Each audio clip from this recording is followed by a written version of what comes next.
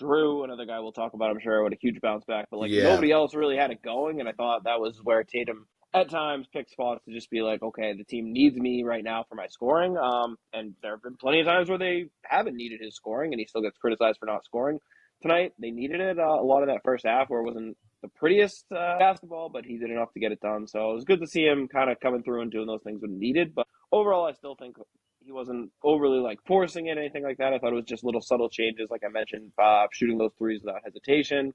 Other plays where it seemed like he was just making that last move, getting all the way to the rim, not settling, catching the ball. And like I said, certain matchups where he saw, if Max Strus is on me and this side of the court is cleared out, I'm making That's one all I move wanted. and just Yeah, that's all I wanted to going all see the way. this whole time. If Max Strus is on you. So I mean, overall, I think it was just subtle changes, nothing, no crazy change of coming out and oh my god, he's locked in, he's going demon mode like this or that, nothing crazy like that, but just I don't know. I kind of felt that way.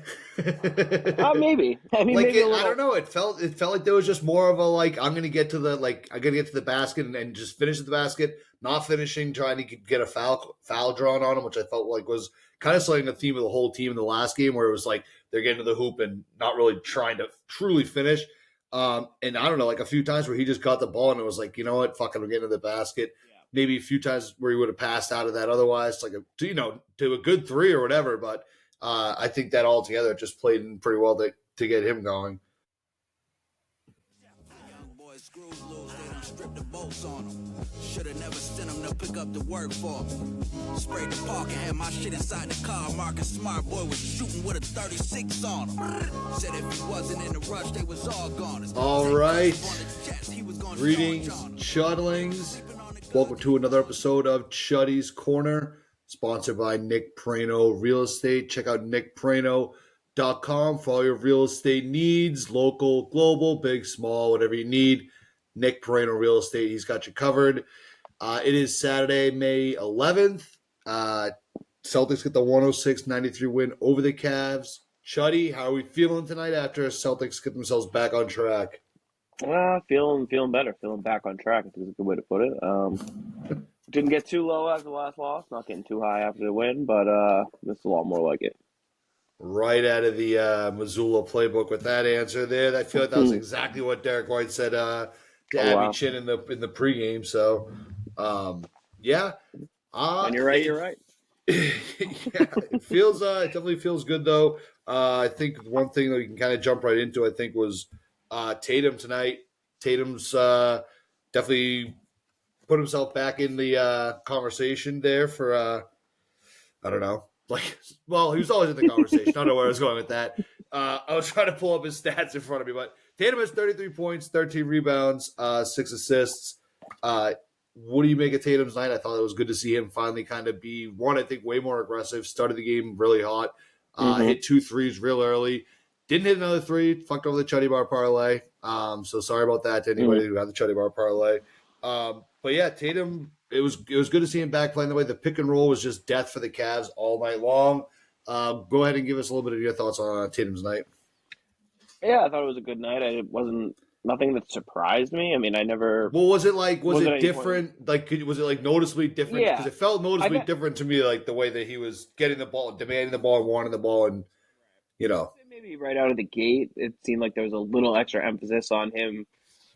Finishing plays more than he has been in past games. The first threes, like you mentioned, there was just zero hesitation. Shots where you could say in the past, maybe this isn't the best shot early in the shot clock, but when he's stepping into it, not hesitating, pulling up with confidence, see those two go through the rim, it did just feel a little different. Okay, here we go. I think he had 10 points before the Cavs took a timeout, 7 minutes into the game, and it did just feel like, okay, as much as, we talk about how much we love him, taking what the defense gives him, feeling his way into the game, kind of letting everyone else get going before he picks his spots. It was nice to see him get out a little bit early and be like, all right, that's all great, but I'm getting to the board. Yeah, a little bit. And then I thought that kind of opened everything up for everyone else. He really kind of carried us when we needed him in the first half, where Jaylen had it going on small efficiency. Jrue, another guy we'll talk about, I'm sure, with a huge bounce back. But nobody else really had it going, and I thought that was where Tatum at times pick spots to just be like, okay, the team needs me right now for my scoring. And there have been plenty of times where they haven't needed his scoring, and he still gets criticized for not scoring. Tonight, they needed it a lot of that first half where it wasn't the prettiest basketball, but he did enough to get it done. So it was good to see him kind of coming through and doing those things when needed. But overall, I still think he wasn't overly like forcing it, anything like that. I thought it was just little subtle changes, like I mentioned, shooting those threes without hesitation. Other plays where it seemed like he was just making that last move, getting all the way to the rim, not settling, catching the ball. And like I said, certain matchups where he saw, if Max Strus is on me and this side of the court is cleared out, I'm making that's all I wanted. Yeah, that's all I wanted to see this whole time. If Max Strus is on you. So I mean, overall, I think it was just like pretty subtle changes. Nothing, no crazy change of like coming out and like, oh my god, he's locked in, he's going demon mode, like this or that. Nothing crazy like that, but just I don't know. I kind of felt that way. Maybe. I mean, like maybe I don't know. It felt like there was just more of a like I'm gonna get to the basket and just finish at the basket, not finishing, trying to get a foul drawn on him, which I felt like was kind of setting the theme of the whole team in the last game, where it was like they're getting to the hoop and not really trying to truly finish. And I don't know, like a few times where he just got the ball and it was like, you know what, fucking, we're getting to the basket. Yeah. Maybe a few times where he would have passed out of that otherwise, like to a good three or whatever. But I think that all together just played in pretty well to get him going. Yeah, I think he did a better job of realizing the mismatches, which there are a lot of them out there. But anytime it was like Garland's on me, Mitchell's on me, Strus, pretty much anyone other than like Mobley or Okoro was like, okay, I'm going to go fast before they have time to send a second guy, and that's an easy bucket. And he made the most of that. But I mean, I guess overall, I'm saying it's still this didn't, I think everyone was waiting to just see like a nice looking box score and 33, 13, 6, whatever he ended up with is that. But this didn't feel to me like the nuclear Jayson Tatum game. I think he finished 11 and 25, which is like good, not great. He got to the free throw line, I don't think at all until the fourth quarter. Like, I thought he played well, but I think he can play a lot better. And I think if there's a time where we're facing true adversity, we're down 3-2 in a series and looks like nothing's going right, we'll see him go out there and like he has another level, I guess, other than this. But it wasn't like Bucks game 6 like Tatum or anything like that. We just right. But I still, I think when the Celtics probably played their best few minutes, which was probably those first 5 minutes ish of the third quarter, came out. And it was back to, and part of this is probably a result of how well Tatum played in the first half. The defense overreacting to him a tiny bit more. He moved the ball. We got a swing in again. We got an open Jrue three. We got an open Derek three. We got 2 Brown layups in transition. But that was Tatum came right out and got a mismatch with Mitchell, took him all the way, got the and one, and then got the ball moving, got those other plays. But it was like even when he had it going, he was right back to making the right play, making the right read. And, we're still, I think, at our best when the ball is swinging and we're getting those wide open shots off 3-4 passes, multiple driving kicks. And, as much as people want to see Tatum cook and take over and do all that, like that's, I don't know. I think it's kind of it's an interesting narrative when we lose and his stats aren't gaudy. But overall, I think you watch the team play, you've watched them enough, and it's like that's not usually what we need. And I'm not advocating for a total. I don't know. I see. I'm kind of wavering on this whole like idea that like our best player who's like a top 5 player in the league, like him, like taking over a game would necessarily be bad for anything. Like I know like the offense in our system is like good, and we should run it, and it's got us to 64 wins. It's hard to deny that, but I don't know. I just sometimes it's like I don't mind just seeing him just sort of be like fuck it. And I'm just going to kind of... I don't mind. I thought tonight was a perfect balance of those things. He did it at times. Tonight, And I guess maybe I'm underselling his performance and how it was. I just don't think... I think everyone was expecting him to come out and be one of those all-time, like, here we go, like Tatum versus the world, he's doing it all. And I thought it was more of just like... It was just a small, him just playing well, to the mean. Made a few more shots, made the right play a couple more times, but still, like, pressed a little, turned the ball over, still didn't shoot great. And again, can play a lot better. Just it was a better game, definitely. But still, I do think like anytime that the Cavs were making a run or anything to come back, I felt like it was times when the offense wasn't like running it necessarily through Tatum. They weren't running like those pick and rolls. It was kind of just some other kind of shit going on. So it just goes to the fact that the offense is what it is. But I think it always has to at least have Tatum seeing the ball 2 or 3 times within that. Like all those passes and things like that. So yeah, sure. Good to see him get back. I think we just get all the Jays. Big night for all the Jays. So I mentioned Tatum. He had 33, 13, and 6. Jaylen Brown 28 and 9. Jrue Holiday had 18 points, 8 rebounds, 5 assists too. So I thought that like right off the rip, you could tell that Jrue Holiday was like playing probably like that he heard what about how bad his game was individually. I think we singled him out a little bit on the podcast too. Maybe even heard it there. He'd been brutal. It was he was brutal, and it was good to see him come out defensively. He was right there, like right where we needed to be on every play. He was all over the place, but just the offensive side of it too. We haven't really seen that from. I think that this is the first time he scored more than 16 points since like February or something like that. Yeah, crazy. So I don't know. It's good. It's great to see Jrue back in form. Hopefully, that's something that can keep going, especially at the whole first portion of the game too. Derek White wasn't really having a big game. He had a terrible first half. Right. Sort of woke up a little bit in the second half, and I thought Jaylen was just playing like extremely well within the offense because I think you alluded to it. It was a very efficient night. He took 17 total shots, made 13 of them. So like it was.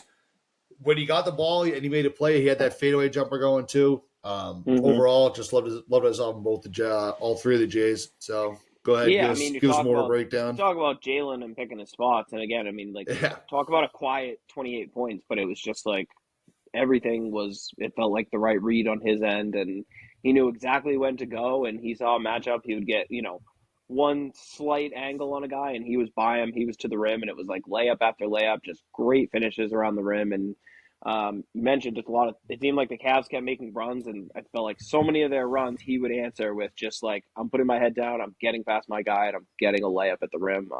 Did it over and over again. Again, 28 points on 13 of 17 shooting is pretty nuts. He didn't get a ton of free throws and didn't go crazy from. I don't think he made a free throw, to be honest. And he had two shots and he missed them both. Which what the fuck's up with this? But I'm just saying, to score that many points that efficiently, usually you're like, okay, well, the guy probably got 15 free throws. No, yeah, I know that. From three, he did neither of those things. I get that, but just as a quick side tangent, like, is he just like not a good free throw shooter? Do we just need to accept that he's just not? I think he's fine. He missed a pair in the first half. It was only 2 free throws in the game. I think we've talked about this. Yeah, a lot. I think the eye test is not boding well for him.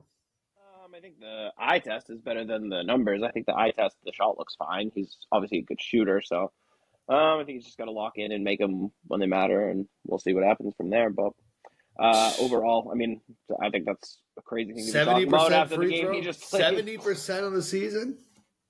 Yeah, I mean, he could be better. He's not elite, but I don't think it's fair to be talking about it right now. Yeah, right now. All right, we'll wait till he has a shitty game. Yeah, table that. Holiday, I mean, we needed that offense, like I mentioned. It was just the Jays who had it going in the first half at all, and Jrue stepped it up. Huge shots, a few, plays where he got to the basket, and I thought it was one of those things where it was like, he was like, hey, their only rim protector is Evan Mobley, and he's good, but he's like 180 pounds. Just give me the ball, and he was like posting him up. He's like, I'm 6 inches shorter than this guy, but I'm so much stronger than him. Pushed him around, got a couple layups inside. That kind of got things going. And I thought he made a few really good passes, too. And offensive rebounds, which is something where, since we haven't had Porzingis in there, we've had a lot more 5-out offense, and that hasn't resulted in a lot of guys under the hoop, hasn't resulted in a lot of offensive rebounds, which is a place where the Cavs are going this small. We should be able to kind of mess them up. And it was good to see Holiday kind of taking it on himself, where it's like, we don't have a true big in there.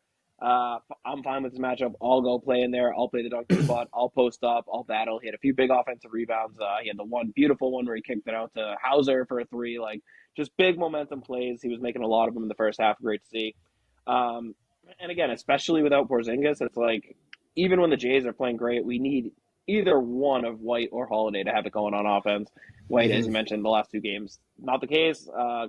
So Holiday, huge boost for us in that first half. Was a big part of the reason we had that lead. And then he didn't really score as much in the second half, but his defense on Mitchell was just on another level in that second half. The defense in general, huge adjustment by Mazzulla, putting Tatum on Mobley so that we were able to switch those screens. But honestly, Holiday was getting over so many of those screens. It was just night and day, the defensive intensity, and that was what started the run. That was what pushed that's what really triggered that 14-0 run for the Celtics, got us out to that 20-plus point lead, was the defense that we were playing. And, Holiday was a huge part of that. So a much-needed bounce back. I would say more so than all of the Tatum talk, I was never really worried about it. Holiday was the one to me where through 6-7 games, whatever the playoffs, I was like, all right, is this just who he is in the playoffs? Like, I was going to say, hasn't he he's like kind of struggled sometimes in the playoffs in the past, right? Like, yeah. concerning. The pushback all year was, well, yeah, he's never had the luxury of being like this small of a role for a Yeah. team in the But it playoffs. needs to Which be was like, he needs that okay, out role though. but yeah, I mean, well, he has a right. You look small role, but before. when I he's mean, playing bad, it's not good for right, it's us. fine if he's not putting up a lot of shots, but it can't be because he's shooting, 2 of 7 from the field and then not playing great defense either. So Yeah. it's, again, just good to see it all come together tonight. And like I said, you see it in the first half where he had like 15 points. It was great, and we needed that. And then in the second half, some other guys got it going. He locked in on the defensive end. But again, there's so many different ways for a guy like Jrue Holiday to be able to contribute. So for him to be able to do it on a night like this in multiple different ways is just so huge for this team. And again, much needed.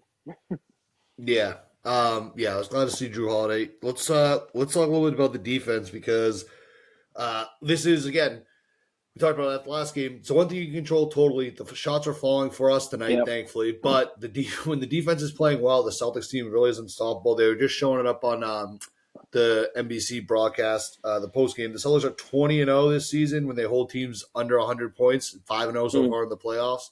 So Yeah. I mean, that's it right there. That's the ball game. If we just play to our level of defense, teams just can't beat us. So it's hard in the modern. I know it's hard in the modern NBA to hold teams to under 100 points, but God, if with our defense is on like that, Yeah. Jesus. Yeah, absolutely. And I mean, again, we wake up and score 100 and over 100 points a game. So right, and I didn't think tonight was a great offensive game by any means. I thought we kind of fought and got it done. Other than Jalen's efficiency, there was nothing that stood out as like, wow, that was really good. yeah, And yeah, it was the defense. We got it started with the defense, and we kept it going with the defense. Really, the one concerning thing, which is largely tied to the defense, is just a brutal night for Al Horford. Would have liked to see some changes. I was waiting made to get into that because I don't know how to approach it. I never want to say anything bad about Al, but he was bad. But again, I think a lot of it is just a tough matchup for him, and I was surprised they stuck with him. And again, it's tough given what's going on that he has to play 38 minutes or whatever is obviously far less than ideal. I think he played 36 tonight. I think 39. No, 39. Yeah, exactly. Yeah, so that's obviously too much. But nothing you can do. I mean, the Cornet minutes were absolutely brutal. Didn't take long at all to realize that wasn't going to work. I thought this would be a good chance to give Tillman a shot. I thought that could have been worth a bid, and I also thought give Tatum a bid at the 5. That's what I was going to bring that up. Play Tatum at the 5. Yeah, it's like Mobley. I already mentioned he's tall, but he's not huge at all. Like I don't fear him. I don't fear them just like posting up Mobley on Tatum at all. Tatum's way stronger. Like that doesn't concern me one bit. And then, when we go small like that, we can switch everything, which is where they're really killing us is the pick and roll and the kind of the drop coverage, the pull-ups. I mean, how many three-pointers did Mitchell make just stepping back on Al Horford or Hauser or Pritchard, whatever? So it's like, I know. Richard Jefferson called Horford barbecue chicken. It was bad. It was for a bit. Yeah, it was bad. And it's almost not his fault. Like, it's just a tough matchup. Tough to see spot that. to be in. Yeah, and just a tough night, and he also had a tough night on the other end. It seemed like he was like 0 for 6, 0 for 7 on wide open threes, so I feel like a few of those fall, it could change things. But I mean, he had a big block. He still brought some good intensity. He was absolutely bitching out Zach Zarbo, which is always nice to see. I'm not going to be too critical of the stat sheet, but of it Al really here. helps. But I also think even at the end of the day, a lot of those shots, like Mitchell's great, and he's very comfortable shooting that step back with a tiny bit of space. But it's like, we kind of have talked, the Celtics, I think, will for the most part live with that. It's more when everyone else has it going, and it was like Mitchell, especially in that first half and through 3 quarters, he can't play much better and shoot much better, and the Cavs still scored, 93 points. So, like, that's the key. When they were actually pressuring us in the late third, early fourth, whatever, they got it back down to single digits. It was kind of like, oh, Garland got it going for a minute, Mobley made a couple baskets. But I think we just be diligent the way we were in the second half with Holiday all over Mitchell. And then, switch when it makes sense, when it's Tatum or Brown, one of those guys. And if we have to play drop, live with the results. But I think that's better than when we put 2 in the ball. Then we see the ball going around. We see Dean Wade shooting open threes. We see LeVert getting open shots, Garland, Strus, those other guys. That's really the way this team can be dangerous, where it's like if we make them into a one-man team, I think we're going to live with that. And we saw again is for Mitchell to have what felt like an amazing game, and the team scored 93 points is kind of like, oh, okay. Well, That'll and work. like the one way that I was kind of looking at this too, and I was just writing down everyone's stats tonight. So Mitchell had 33 points, Tatum had 33 points. It felt like just like in the game, it felt like holy shit, Mitchell can't miss. He's like but what did it really do to help impact winning on his team as opposed to Tatum's 33 points? He shot a few more shots than Mitchell did, but there was definitely at one point Mitchell, I think in the first half he had 6 threes. He finished the game over 7. Yeah, he was 6 for 8. So he finished the game 7 for 12. So they kind of did good at kind of forcing that off him. I think he was kind of making more of an effort to move the ball around a little bit in the second, which I don't know if that was necessarily. I think he realized he said last game, but it didn't really seem like it worked there. I feel like they were. I don't know. They were. I think he just realizes he's as good as he may have it going. He's not going to be able to beat the Celtics by himself, which is a reasonable thing. But I think also, like I mentioned, the adjustment switching Tatum onto Mobley and just not playing that drop coverage where Mitchell can basically easily get that switch, either a deep pull up by Al or he's getting a switch onto Al. We basically took that out of it. He wasn't really able to match up Hunt in the same way where we had Al on a Coro. So it's like, all right, you want to go get a Coro involved in the action? We'll just immediately blitz, put 2 on you and Derek Coro to make a play. And it's like, if you want to keep running that stuff with Mobley, we'll just either Holiday's fighting through half of these, and on the other half, we'll live with Tatum or Brown guarding Mitchell. And that seemed to make a huge impact. And they did a much better job, too, of contesting that step back. It seemed like they kind of started sitting on it a little bit, where they're like, all right, once you start dribbling like that, we know you want to kind of bounce back to your right and try to shoot the step back 3. Thought they did a much better job of contesting it. Had a few really good ones. It seemed like they almost got the block, made him like airball one almost off the backboard. So little things like that. And I hope we kind of learn from that going forward. Just make life tougher on him. But at the same time, definitely don't need to sell out and keep sending 2 guys to them, because that's again how their shooters are going to get open shots. And when those role players get comfortable, that's when they, as we saw in game 2, they scored 118 points. It seems crazy after tonight to think that that team could score that many points against us. It shouldn't really happen. And again, I think a lot of that is if we kind of lose those other guys and let all the other role players get going. Yeah, and I do kind of feel, similar to the point you just made of how did they score that many points against us. I do kind of feel a little bit about the series like today as I did against the Heat series in game 3, which is kind of like, all right, Jesus, I was pretty upset after that game too. I was pretty emotional, but at the end of the day, yeah, I think we're a better team. I don't know if Mitchell, I don't know if him I get what you're saying where sometimes if he's the main guy, does that really help everyone else? But I feel like when he switched to shooting or switched to passing around more, it didn't really help the team either. But he's fucking good. I feel like it did though. They were down 23. They got it back to 9 points, and it was again because those other guys got involved. LeVert finally started scoring. Garland got it going. Mobley made a few plays. I don't know. I think he realizes as good as he is, he's not going to score 65 points. And if he does, it's just not going to happen. So yeah, he could pivot and go to those other guys, and it might not work. But this definitely isn't going to work. So I don't know. I think it's tough, and like I said, at the end of the day, they're probably overmatched. But I think if he doesn't get at least 1 or 2 of those other guys going to score some points with him, they really don't have a chance. And I think we'll live with our good defenders hounding Mitchell and him just being forced to hit tough shots, which he can do. But again, it's like you said with the Miami thing, you kind of just have to trust okay, over a long series, I don't think we're going to lose to one guy making crazy shots against good defenders. Yeah, that first half was crazy though. He was impressive, and we were up 9. Yeah, and so I think we'll live with that. No, I'm just saying overall, none of their other guys are going. He's good. Yeah. I'm just saying overall, I don't know, super impressive shot making. Yeah, but again, I think at the end of the day, we're kind of going to take our chances there. Did you see the thing that was that he said that if he doesn't, was that a real thing where if he doesn't win a championship, he's going to leave Cleveland? It's all right, dude. Well, it was you're real, out of there, bro. Definitely a real tweet, but it wasn't. Yeah, it was a parody account, but I don't know what the but yeah, I mean that is absolutely hilarious. What an ultimatum! Yeah, if the Cavs don't, what was it? If the Cavs don't win it all, he might force his way out. It's yeah. Is he a free agent or is he under contract? No, not a free agent. He's mad under contract? No, not mad, but he has another year. Okay, I mean, in the NBA, that's basically, that is your actual, it's like his red shirt free agent year or something. It's just you're not actually a free agent, but you can basically act like you are one. Yeah. I mean, he can if he wants. I just don't know I don't know. It's going to be an interesting landscape. I don't know.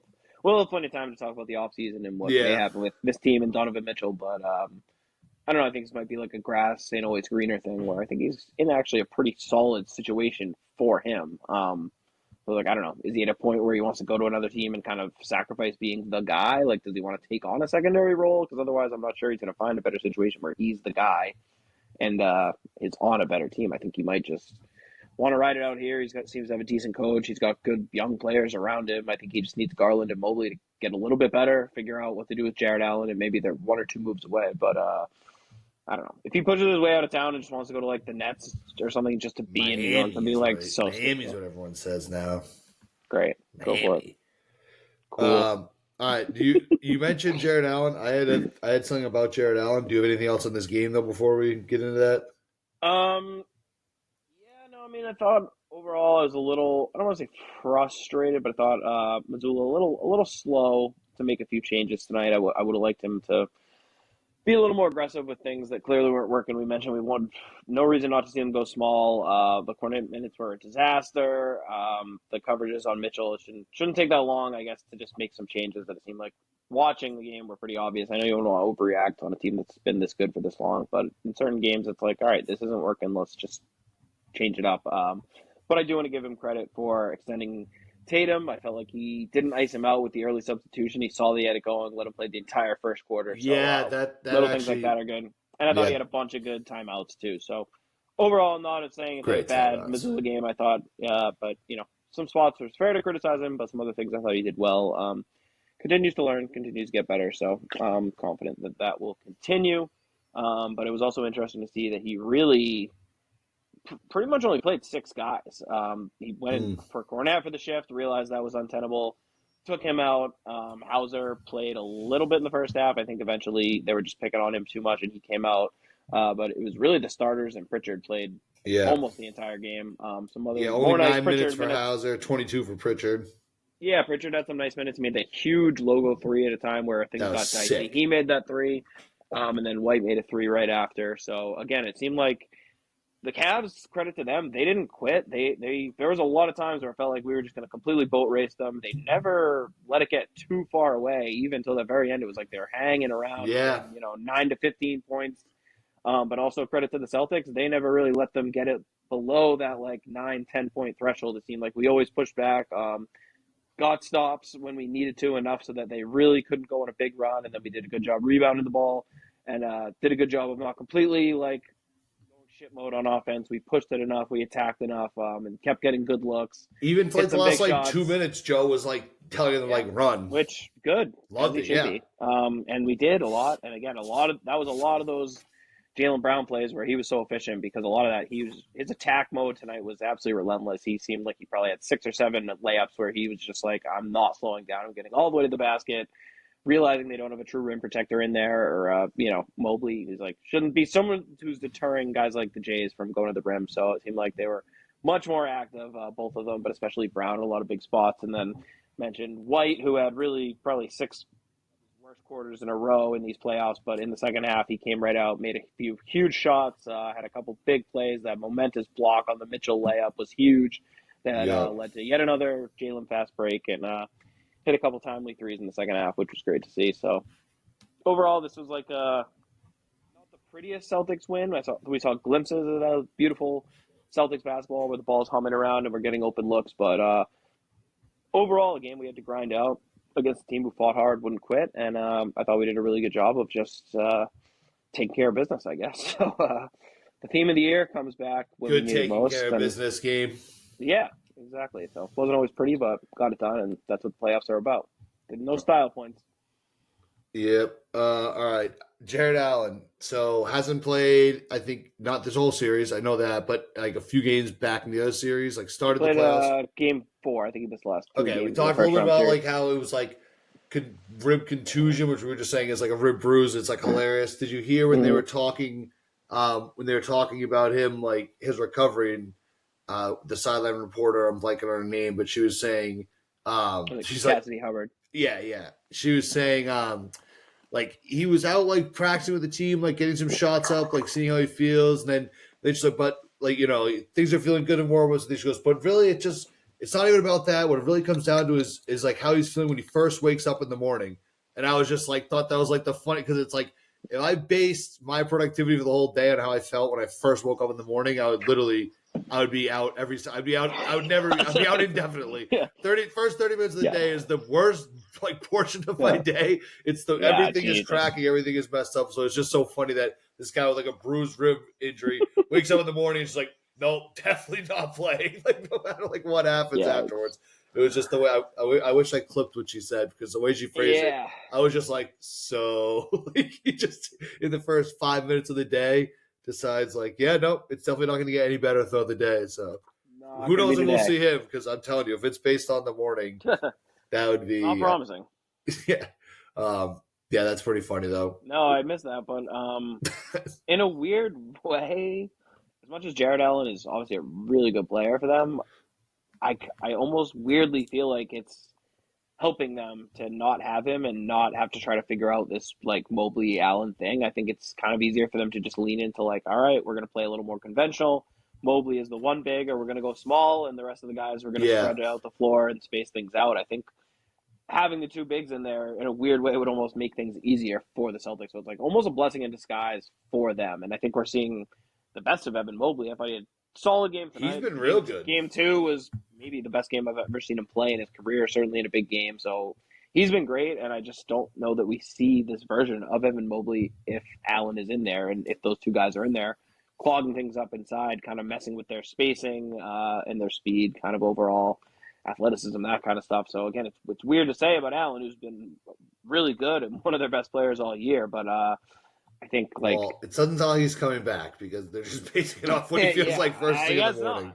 So he's getting a great. I wonder if that's like the Cavs' way of like almost politely like, so they don't realize that they're like, we want to keep him out, we're playing better. Like there's like, how do you feel like 7:50 in the morning? Like, are you playing? Like, let us know. It's like, dude, no, like, fuck that. In the game tonight, he's like, I think I'm good to go. Like, I don't know, dude. Remember how shitty you felt when you woke up? Like, yeah, dude, that's what I'm. Dude, like, it was the weirdest thing when I heard it. I was like, if you played, I literally, I would never play if that was when I had to make the decision. That's anyone asked me like anything important in the first like 30 minutes, they're getting no, not happening. All right, that's interesting. Should we bounce around to some of the other games around the NBA?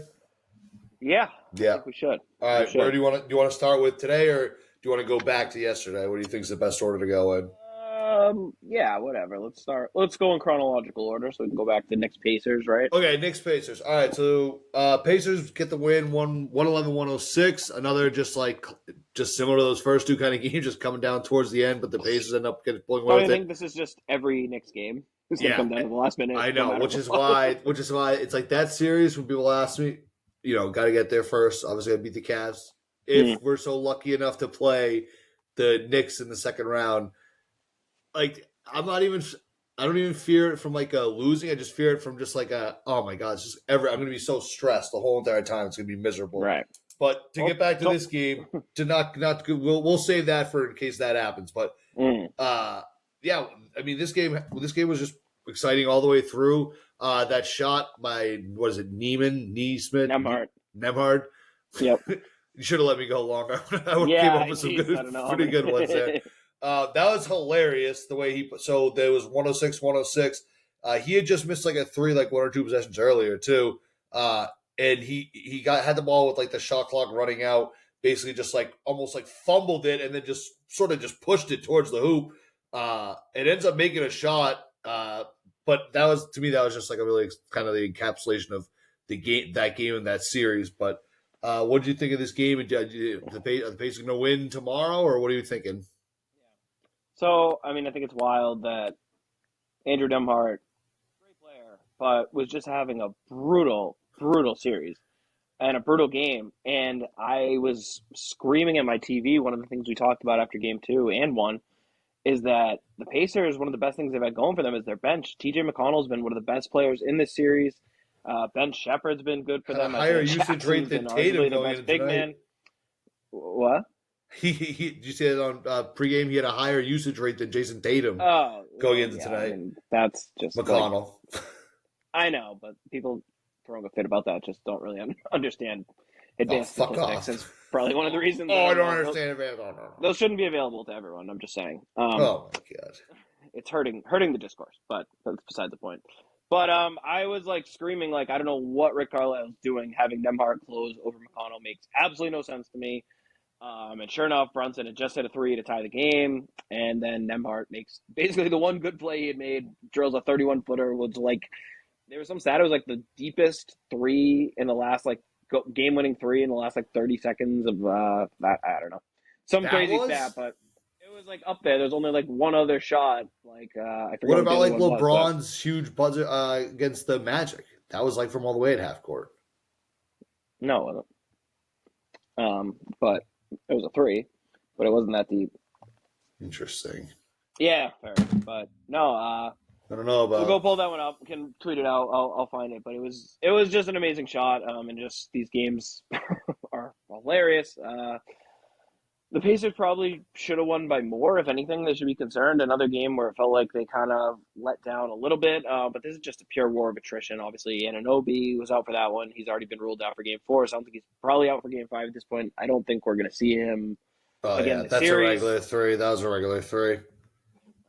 I know. And it's just rough stuff. Like I said, at a certain point, the Knicks, this just can't go on forever. Like, there's a reason coaches don't play all their players 48 minutes. So we'll see. Everyone keeps saying that, but I don't know. They don't look tired at all. Players.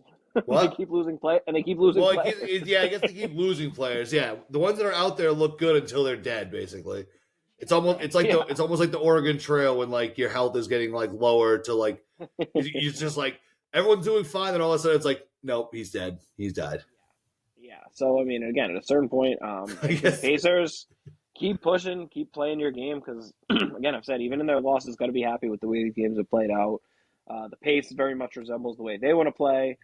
So I really think this series is still there for the taking for the Pacers as much as it's kind of been a coronation of this Knicks whole thing, whatever. 2-1 now. I mean, it's nothing. Goes back to the Garden, 2-2. That'd be a fucking sick game. That'd be a must-see right there. Yeah, so Sunday little Mother's Day matinee, Pacers Knicks tomorrow. Cannot wait to just completely ignore my family, turn the phone off, and enjoy some Knicks Pacers. Should be a lot of fun. And I'm hoping that the Pacers are going to be rewarded for kind of playing the long game and just saying like we don't think you can keep playing like this with this few of players for this long and have it keep working. They finally got the breakthrough, got the win they needed. Now get one more at home, and then all the pressure will be on New York going back to Game 5. So. Super fun to watch. Oh, almost forgot to mention our boy Obi Toppin the other when I was listing the Pacers bench players who have arguably outplayed their starters. Toppin's the other guy who's been amazing. So fun series, and the fact that the Pacers have 4 useful bench players. Tibbs is like, what is that? Is that allowed? Like, what are they doing? Why do they have a whole second team out there? Wait a minute. So, yeah. Well, we'll see. Yeah, we'll see we'll see how long they can keep going with it.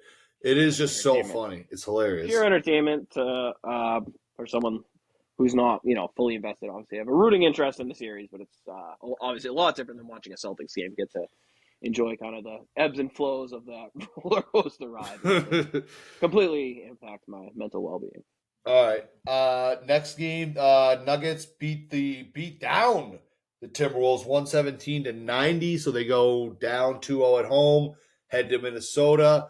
A-Rod in the house. We'll touch base on that a little bit at the end of this. You said that they both all the bonus, but we'll touch base on that later. That's hilarious though. And the Nuggets get the win on this. So where are the Nuggets? Okay, is this more like is water finding its level? I guess I'm trying to say, or is. Yeah, I mean, this is what we said. If you go back and ran the tape, which I did because I wanted to make sure I didn't say something stupid, but after Game 2, I said, I think you asked me, are the Nuggets dead? And I said, no, of course not. And that was, you see this all the time in playoff basketball. You overreact to every single game, and that was how it was. The discourse for 3 days was like, oh, this is the Timberwolves' title to lose now, like, blah, blah, blah. It's like, well, no, like, they played the best they could possibly play. This was a brand new game, a different game. You saw the Nuggets play much more at the level we would expect them to. You saw, great Nikola Jokic performance start to finish. He dominated. You finally saw Jamal Murray look like Jamal Murray. A lot of anger around the league that he was allowed to play at all, that he wasn't suspended for obviously throwing the items onto the court, aimed at the referee. Items? I Easily thought it was just one heat pack. one heat pack, one towel, two separate incidents. But Classic. yeah. Yes, classic indeed. But he was allowed to play, and he played great. He looked much more like himself. Michael Porter Jr. continues his ridiculous shooting, and they got it going from some other guys. It seemed like they found something a little bit with Christian Brown guarding Anthony Edwards. He was guarded him as well as anyone has, so they haven't been able to guard him with KCP's been too small. Aaron Gordon's been too slow. Ant have been dominating. They were able to slow him down a bit. They got some good minutes from the bench, which is not something that they've had going for them. And again, you see that, not to use the cliche, but like heart of a champion, that Denver's even-keeled team by their leader, Jokic, they came out, and you saw a really great performance. Also, like, for what it's worth, I just think the game was officiated differently. They were not letting the Timberwolves be as physical and, crazily kind of rabid. Yeah, as they were in game 2, which is, fun to watch, and that's what got the Nuggets so frustrated, kind of out of sorts in the first place. And, it wasn't like this was some like ticky-tack ref show, but there was a difference, and even that little difference, can change an awful lot, and I thought it did. And I thought the Nuggets responded really well. The Wolves did not respond well, and now, even though they're still up 2-1 and at home, I feel like all the pressure is squarely on Minnesota. If this thing goes back to Denver, tied 2-2, like that is they're dead. Beyond demoralizing for the Timberwolves. Yeah, at that point. So as much as things felt good for them 2 days ago, now it's kind of like game 4 feels like it's almost do or die for them. And if they don't get this one here, then their backs are really up against the wall. So it's crazy how much things can flip in the NBA playoffs, and it's a good reminder to never kind of overreact to one single performance. I mean, 20 for the Nuggets after how bad they looked to go and win by 27 on the road. Yeah, completely flipped the script. And again, it just looked a lot more just like it was like just the Nuggets we've seen all year. It was just these are the Nuggets. Yeah. Oh, all right, there they are. Yeah, there it is. Yeah. I saw Aaron Gordon like just like one of those like kind of pass over the top dunk things. I'm like, oh, all right, here we go. Nuggets are back. I remember that play. Figured it out. Yeah. That always works. Yeah. Of course. Yeah. The A-Rod thing. So tell me, you said that he's been traveling with the team, like with the team too. Well, no. So they sit. He's still even after the thing. Like they're still minority owners. So I know that, but weren't they being like told they can't go where they could go before? Yeah, but they still have their seats. They can still sit in those were like special suites and like boxes or whatever. But so A-Rod and Laurie still sit. They have their courtside seats on one side, opposite the bench. Taylor and his wife sit right next to the bench courtside on the other side of the court. They're almost right across from each other every game. So that's it's awesome. Yeah. That is great. Like, so I guess vibes couldn't be better. We'd have to look into like seriously, that's what makes those whole games so awkward. Like I'm trying to, we have to look into it, like about where minority owners and stuff have like stood and shit like that. Like if a team does, like if they win the Western Conference Final or something like that, and they have to go stay like are they all going to be like standing there? Are they not at that level? Like, isn't Steve like Pagluzzi or whatever like a minority owner of the Celtics? I feel like he's always like right in the mix of stuff.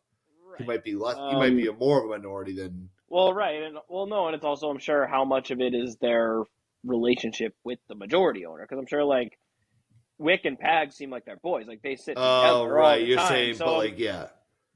I don't know. Like I don't know the inner workings, but I'm sure if Wick was like, I don't really fuck with this guy, he would be down there sitting next to him every game. Like, yeah, so that's true. I don't know. It's a bizarre dynamic though. That is so funny. Like how if you're A-Rod and the other guy, was it Laurie or something? Yeah. If Mark Laurie. You guys have to basically like switch alternate, just like staring at Glenn Davis the whole entire time. It's not Glenn Davis, is it? Definitely not Glenn Davis. What is it? Glenn Davis is also in the news. I know, yeah. Glenn Davis is Big Baby. Glenn Taylor. Glenn Taylor. Okay. So I had the first name right. Glenn, I had the first name right. That's you true. guys have to like almost like switch quarters of like one of you just spending the whole time just staring at it. I mean, you got to start playing the mental games. I think that's the play. Yeah, I love it. I think if the team needs like a surge, they should plan like a almost WWE like thing for like a commercial break at the arena and have them do like a staged fight where they like meet at half court, like throw across the court, and, like dude, like imagine if they just threw them on like a like and then them do like shake hands and be like go Wolves, and like the crowd just goes crazy. Or just like what if like a rogue Jumbotron operator, just like put them up on like a split screen kiss cam thing. Oh, that'd be yeah. There's a lot of potential. A lot of potential here. I think. Wow, I don't know how they want to that's approach that, what a but storyline. I need up. it is I need something to happen in that. I need some kind right. of movement in that story because Yes. we're just at like a crossroads now, and I need something new. I need some fresh Yeah. content from that. Right. All right. Last game today, the Mavericks get the 105-101 win over OKC. Mm-hmm. So the Thunder now are down 1-2 in the series. The Mavs took the Yep. 2-1 lead. Yep. This was going into today's game. I was like looking at this game, like, see, that's why you don't give up a game at home because the Mavs come home, everyone's psyched up, they're able to steal another win, like steal a win at home. Then now so their backs against the wall. So I was going into the Celtics game kind of thinking like, don't be the Thunder, don't be the Thunder. And probably weren't the Yep. Thunder. But yeah, what do you this game? Again, close game, pretty exciting game. But what do you like? Where do you stand on OKC? I had this one. What did I say? The Mavs in 7 or Mavs in Yes, I but didn't you also I also said you the Thunder would win 128-116 last game while we were recording live, and that it happened. didn't happen. But yeah, this great series. The biggest story to me has been the role players of the Mavs, which I thought they were in trouble with no Maxi Kleber. PJ Washington, the high scorer for the second game in a row. If you had that one on your bingo card, good for you. He had 27 points again today, hit 5-6 threes. Incredible, and just carried them through some tough stretches where Luka didn't play great, did not look like himself for most of the game. Kyrie Irving took a while to get going. Then he took over in the fourth quarter and kind of closed things out really for Dallas, but they kind of got just enough from those role players. The moment of the game, if you didn't see the highlight, the OKC was trying to go hack-a-shack at hilarious. Derek Lively, yeah. and he was doing his best to sprint just away. It was like they're playing tag with him in Holmgren. Dude, he's got to be on. Hilarious moment. I don't know if you saw when NBC Sports switches over from the pregame to like when the Celtics actually come on. They have tag, to put World Chase Tag. Dude, World Chase Tag. I was saying that guy could be in the World Chase Tag. Dude, that was hilarious. That was hilarious. Just sprinting away from him. Did a great job. Imagine they're just setting screens, not even to get the guy open, just to like keep him away from getting fouled. Running like double screens and shit. That would be great. But he also made the last 4, I think, of when they were going the hack at, and he kept pushing the lead out. I thought Dagnall. There's nothing worse than when you go to do hack a shack and the guy's hitting them. Yeah, I thought Dagnall, Coach of the Year, made some tough decisions. I think he's got to go away from Giddey sooner. They've completely solved that. He's not giving them much at all. Playing Hayward, even for 1 minute, is too much. It's actually jarring how awful Hayward looks. He played 3. Yeah, and I bet he was like a -8 in those minutes. I don't know. It looked so bad. I don't know. It just I don't get how you can keep trotting him out there. One of the best things about the Thunder is they're so deep and they have so many good guys. I get the idea of Hayward, why they got him, and what like they're visualizing him doing, but he is just so clearly not that guy right now. He's killing them on both ends. Again, I don't know that they need to completely put Giddey on ice, but if he's not going to make any shots, I think you've got enough guys. Go with more Kenrich Williams, more Isaiah Joe, who was great, more Cason Wallace, more Aaron Wiggins, who's also been really good in this series. They've got other options, and I just thought Dagnall mismanaged this game. I thought it was crazy for him not to foul on the second to last possession. He took way too much time off the clock. Didn't miss a free throw on purpose when I thought they probably should have. And again, just overall some questionable strategy stuff, questionable rotations. I think both of these last 2 games, if they lose this series, they're going to be kicking themselves for how they didn't win. But at the end of the day, if the Mavs are going to keep getting these kind of performances from PJ Washington, Josh Green made a bunch more huge threes, guys like that, then this Maverick team becomes really tough. But Luka, man, he was down on the court over and over again. He was grimacing in pain, left and right, hobbling around. So I don't know what his status is. Obviously, he doesn't look like he's 100%. So it's kind of like, I don't know how long this can keep going where he doesn't look great, but the role players look so good it almost doesn't matter. Well, I'm looking at it right series, I'm looking at it right now. PJ Washington having 27 points is crazy, man. How crazy. The fuck is that? I need someone to like place together just all the shots that he made. That's with no free throws either. 11 for 23, 5 for 12 from 3-point. Mm-hmm. That is hysterical. And you wonder again where it's like, how stubborn does Dagnall want to be? Like, is he going to go back another game and be like, I like the way we're doing this, and I still believe if we contain their top two guys, their role players won't keep beating us? Or is he going to be like, well, shit, he beat us 2 games in a row. We have to make an adjustment and not let PJ Washington beat us? Or is it like, if we lose the series because PJ Washington was the best player in the series, I'll just tip my cap That's and tough. go into the offseason. Oh, So, I also meant to say shout out to Lively. So we've been 8 for 12 from the free throw line. So if you're doing the hack a shack and the guy goes solid. 8 for 12, yeah, that's And I think it was 4 in a row in the yeah. last I mean, 4. 8 for 12 is solid. That is very solid. Kind of ruins the strategy. So yeah, when you're shooting 8 of 12 and you've got the highlight of the game evading them with your chase tag that leads to your other teammate getting a layup, that's a huge win for Live. That was cracking me up when I saw that video. That was great. All Really right, so what stuff. do you really fun series? Are the Thunder going to steal one in Dallas? Do you think, or no? They going back 3-1, back to the wall. Inexperience starting to show. Yeah, if you tell me that they can keep PJ Washington from being the leading scorer, I like their chances. I sometimes think, honestly, it's crazy to sound, but it's as simple as that. Like, their role players have just been so lights out that if that continues, it's hard to overcome.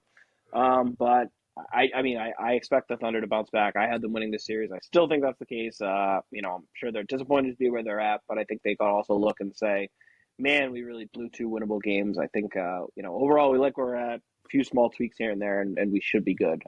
But what an awesome round 2 this has been so far. Every single series is 2-1. Every one of these game 4s feels absolutely massive.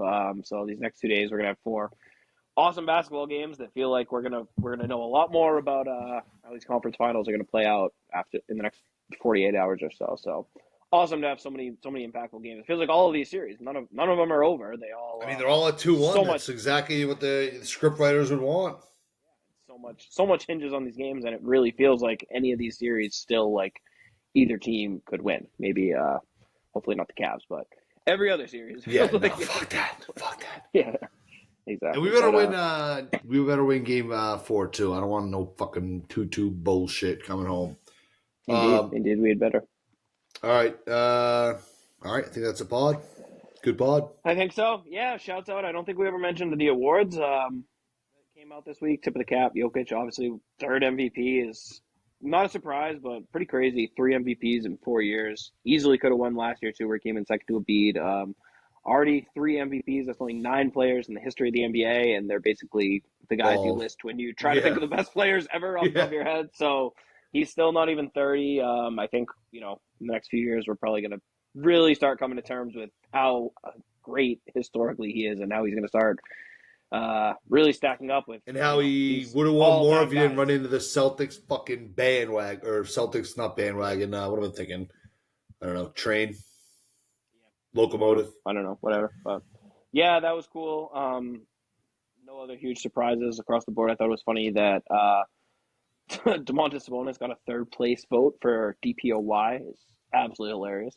Well, that was the funniest single vote result out of anything. So wanted to mention that. Got a good laugh there. And then the coaching carousel continues. I know we talked about it a lot last time, but I think since then it's become pretty much official that Budenholzer taking over in Phoenix. That's great stuff. Great stuff. That'll do it. I mean, a good coach. So, but I mean, I think Vogel was a good coach too. And again, he can't unless he can give them 25 minutes a game at point guard. I'm not sure how much it's going to help.